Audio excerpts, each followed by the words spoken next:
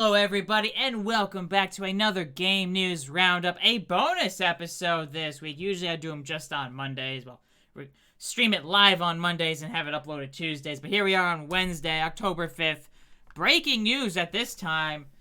Brazil has voted to approve Microsoft's Activision Blizzard acquisition. The second regulatory body to approve it following Saudi Arabia, at least confirmed. There might be some that haven't announced it yet, but the second who has announced it and confirmed to have approved the deal. Brazil's Administrative Council for Economic Defense, or CADE. Mind you, this is, it's translated from Portuguese into English. But yeah, their ruling, they voted to approve the deal with zero restrictions. No, not a little restriction. There's no restrictions at all on the deal, so they're fully done to approve it. But yeah, CADE, the Brazil's CADE, is an independent agency reporting to the Ministry of Justice with its headquarters, yada yada. Their mission is to ensure free competition and is the body from the executive branch of the Brazilian government. Obviously, this is probably the biggest place that has approved it so far, but the biggest ones, we gotta wait on the FTC in the U.S., which we did have a rumor from earlier today, actually. Although it's looking, I wrote it as a rumor, it's more of a report. FTC might have a ruling on on the Microsoft Activision Blizzard acquisition by late November. This is according to sources familiar with the matter who spoke with Deal Reporter and was also which I got from Seeking Alpha. But Deal Reporter initially was the first place I saw to report on the fact that Jim Ryan, PlayStation CEO, who talked with the European Union regulators, which has turned out to be true. So I'm leaning towards this being more likely being true, but we'll find out. But yeah, we might see by the end of November FTC potentially either approving or not approving of Microsoft's Activision Blizzard acquisition. Currently, the sources say the FTC is still working at the staff level. However, it is expected to progress through the Bureau of Competition and the commissioners over the next several weeks. And the staff at the FTC apparently currently have expressed concerns over the proposed acquisition, and they've been in talks with competitors, including Sony and Google. And then there is another. Actually, never mind. I actually already talked about that one. All right, hold on. That one actually I already talked about, so never mind on that one. But and we got from the UK regulators, the Competition and Markets Authority. They have set a deadline of March 1st, 2023 to publish its final report and ruling on, the deal. This is part of its Phase 2 investigation. It did a Phase 1, and it decided it didn't have enough information. It is doing a Phase 2 investigation, which potentially could take up to March 1st, 2023. So we might hear from the U.S., and I think Europe potentially as well, by the end of November. And then maybe UK in March. China, we have no idea. Australia, New Zealand, Canada, or other places, I don't think we've heard anything on them yet. But obviously the U.S. is one of the biggest places we're waiting on hearing about, which we might know in, the next couple months. But in Brazil's ruling, they did, on their website, have a full conclusion. It was a lot to go through, but at the bottom was its conclusion. Warning, this was translated into English using Google Translate.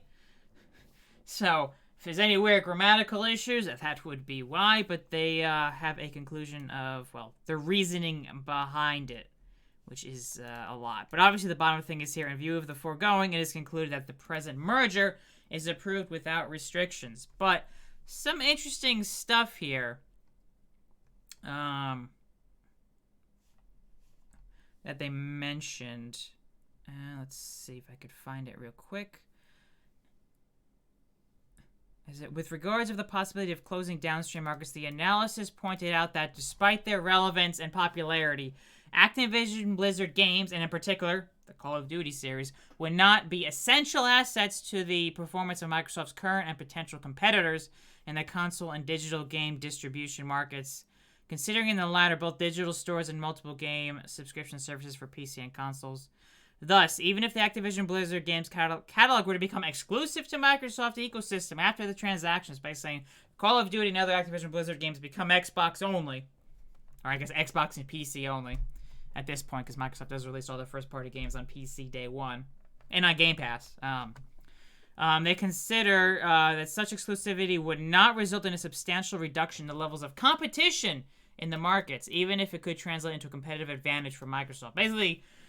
Basically saying, even if Call of Duty goes exclusive, they don't see Microsoft being able to just wipe the floor and easily win and screw over Sony and Nintendo, which there was a... Hold on, let me just...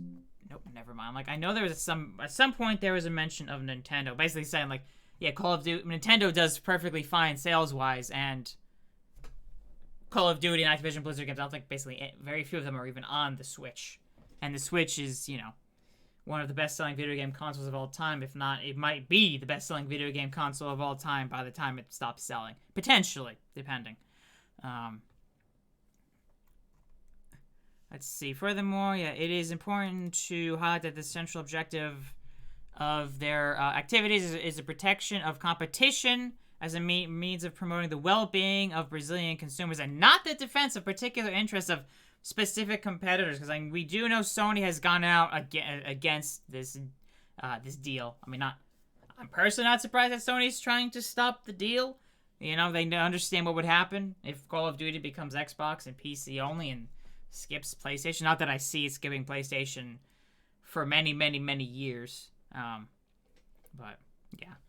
In this sense, although it is recognized that part of the users of PlayStation consoles from Sony could decide to migrate to Xbox in the event that Activision Blizzard games, especially Call of Duty, become exclusive to the Microsoft ecosystem, they do not believe that such a possibility represents in itself a risk to the competition in the console market as a whole. Basically, they don't think it's going to lead to a monopoly for Microsoft. And having looked into revenue-wise, once Activision Blizzard becomes part of Xbox, the Xbox revenue would be roughly on par with PlayStation and not give them a huge advantage, at least for now. Who knows, you know, in the future what Microsoft's going to do, if they're going to keep Call of Duty multi-platform or make it Xbox, or, you know, Microsoft exclusive, being Xbox and PC only. Who knows? We don't know. So yeah, Brazil has released its finding. They have voted to approve of the Activision Blizzard deal. Second regulatory body to do so after Saudi Arabia. And obviously, as I mentioned, FTC in the US, European Union might make a ruling by the end of November. And then UK potentially not until March 2023. So there is that. And we've got a few other quick things to go through here. I wanted to make this quick, you know, instead of dragging this out for the usual 40 minutes, 50 minutes, however long these usually end up being. So we got some stuff with PlayStation Studios head Herman Hulst. I'm sure I mispronounced his name. Wouldn't be surprised. Did a round of interviews with gaming journalists. So he did reveal that PlayStation does plan to wait at least a year before releasing their games on PC, with an exception being live service titles. So his quote, "I think going forward we'll see at least a year between releases on our own platform, PlayStation, and on PC platform, possibly with the exception of live service games.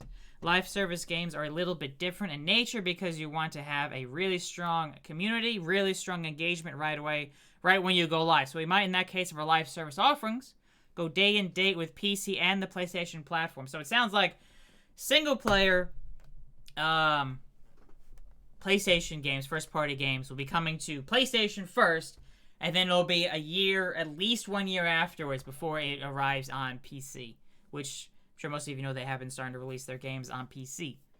PlayStation games on PC. So, which includes God of War 2018, Marvel's Spider-Man Remastered, Days Gone, Horizon Zero Dawn have all come to PC. They also plan on releasing Uncharted Legacy of Thieves Collection, Marvel's Spider-Man Miles Morales, Last of Us Part 1, and Sackboy: A Big Adventure have all been confirmed. And I'm sure at some point we'll see Horizon Forbidden West and God of War Ragnarok. I guess Horizon Forbidden West potentially early next year, and God of War Ragnarok at the end of next year on PC. But they did say at least a year, so it could be 2 years, 3 years. But be at least a 12-month gap between PlayStation release and PC release for their main single-player games. He also mentioned he wants to ensure the great games are also for its millions of active PS4 players, which sounds like they might be continuing cross-gen releases on PS5 and PS4. in the future. Right now, the last confirmed cross-gen game from PlayStation is God of War Ragnarok, which is coming out November 9th for the PS5 and PS4. Potentially, we might see other first-party games after that coming out on PS5 as well as PS4 still. So yeah, his direct quote, "We certainly don't want to forget the millions of active players on PS4. We want to ensure there are great games for them as well. We're evaluating it on a case-by-case basis." It probably depends on how easy it is to port games from the PS5 down to the PS4 to make it run well enough for users on PS4. Because we have seen a few PS5 exclusives that did not release on PS4. It was a Ratchet & Clank game and Returnal are the two I can think right off the top of my head. And let's see what else is there. Oh yeah, he also mentioned, which is not really a surprise, their biggest single-player games are also his most profitable, which, I mean, yeah, it would make sense. The best-selling games are the most profitable. But we have a history and reputation for building these incredible narrative-driven single-player games, such as The Last of Us and Horizon, and the upcoming God of War Ragnarok, he said. We're also diversifying now, and we have stood up 12 projects in total in the live ops multiplayer space. So they're working on a bunch of live service multiplayer games. Yeah, he also revealed, some of our biggest titles in the single-player narrative-driven space are also our most profitable titles.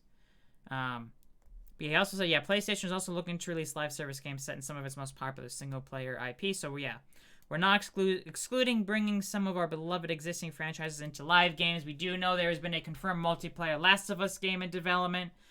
There is a rumor for a Horizon multiplayer game, potentially with co-op as well. That was from over the weekend, I believe that came out. Let's see, and a few quick other things to go through. Games industry, the head of games industry, Christopher Dring, looked at his, according to his retail sources, basically saw that PS5 availability worldwide during September was surprisingly good, and one of his sources told me it was the best it's been for over a year. He's looking forward to see the full data, which is a good sign for PS5 stock. VG Charts estimates with 1 week left in September is already on par with the best-selling month of 2022, and the last week of September is also the week FIFA 23 launched, and our preliminary data, mind you, things could change as more data comes in, is showing that PS5 and Series X and S saw a decent-sized boost in Europe, and a small boost in the US for the last week of September, the week that FIFA 23 came out. Because there were bundles with PS5 and I think Series S as well. Official and unofficial bundles. But I'll know more as more data comes in, which is usually why I like to wait before posting our estimates. Waiting for enough data to come in and run the numbers through. But moving on.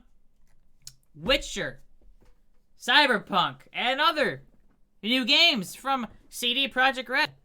They released a big long-term outlook. They announced a new Witcher trilogy. Yeah, they previously announced a fourth Witcher game, which is going to be the first game in a new Witcher trilogy. So in their announcement, this project launches the new Witcher trilogy, referring to the last recently announced Witcher game, expanding the universe presented in the past Witcher games. The saga will consist of 3 games, which we plan to release during a 6-year publishing cycle, starting with the release date of Polaris itself, which is, I believe, the code name for the fourth Witcher game. Now, does that mean they're going to develop 3 Witcher games and release them in 6 years? That means 2 years? No.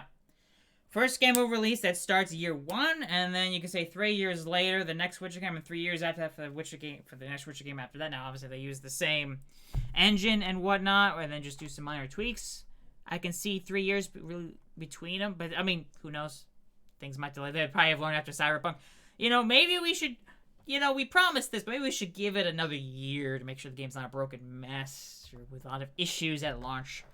Hopefully they've learned that after Cyberpunk. But they also announced a sequel to Cyberpunk 2077 is in development, and as well as a new IP they are working on. So they have a lot of games they're working on. I mean, they got a Cyberpunk 2077 expansion, which is going to be the only expansion, a sequel to Cyberpunk 2077, a new Witcher trilogy, which obviously they're going to focus on the first game at first. Or maybe they'll have an overall story written out. But, be doing one of those at a time. As well as a new IP. So, the Cyberpunk 2077 sequel is codenamed Project Orion. It's developed by CD Projekt Red North America. It consists of a newly created studio in Boston, as well as its existing Vancouver team.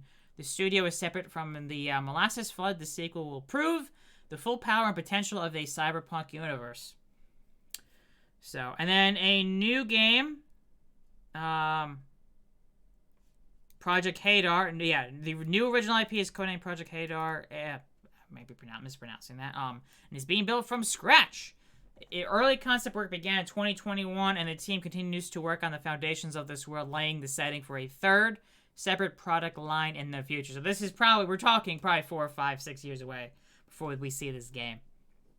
And they were also, that's right, I completely forgot, there were 2 other Witcher games also announced, Project Sirius and Project Canis Majoris. Project Sirius is developed by the Molasses Flood with support from CD Projekt Red team. It will target a broader audience and will include single-player and multiplayer gameplay in a Witcher game.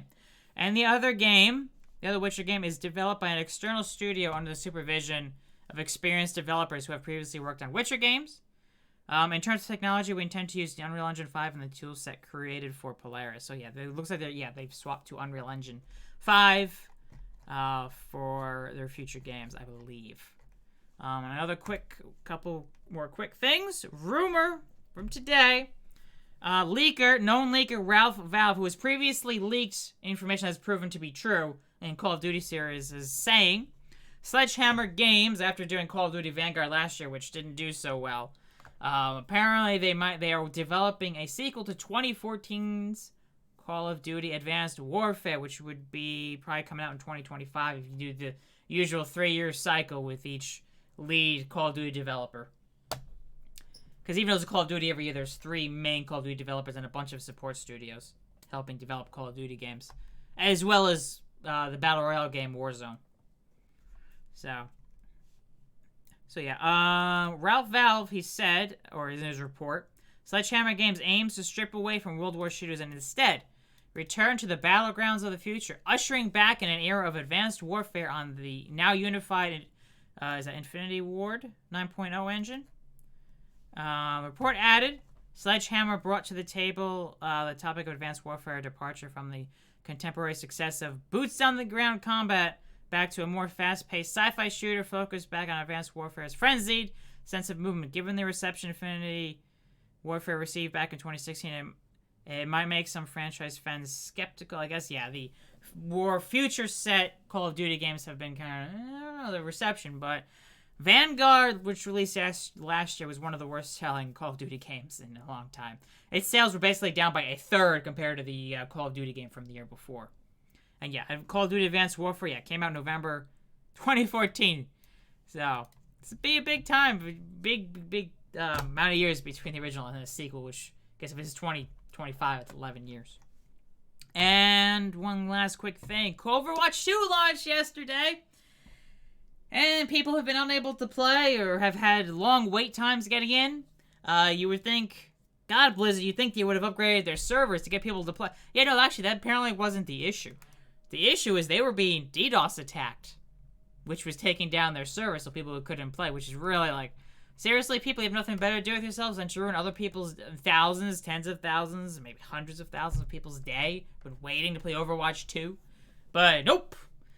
Here you go. But yeah, so yeah, Overwatch 2 issues you've been having is due to a DDoS attack and less so about Blizzard not being prepared for a huge influx of players. So yeah, that is about it for the quick gaming news roundup for today. As always, if you enjoyed this, hit the like button. Be sure to subscribe. And hopefully I'll see you all around at the future Game News Roundups. Again, these are usually live streamed on Mondays, 6:30, 7 p.m. Eastern start time, twitch.tv/TrunksWD. And this was a bonus one because I thought probably should quickly mention Brazil's approval of Microsoft Activision Blizzard acquisition. So, again, thank you all so much for watching. See you all next time.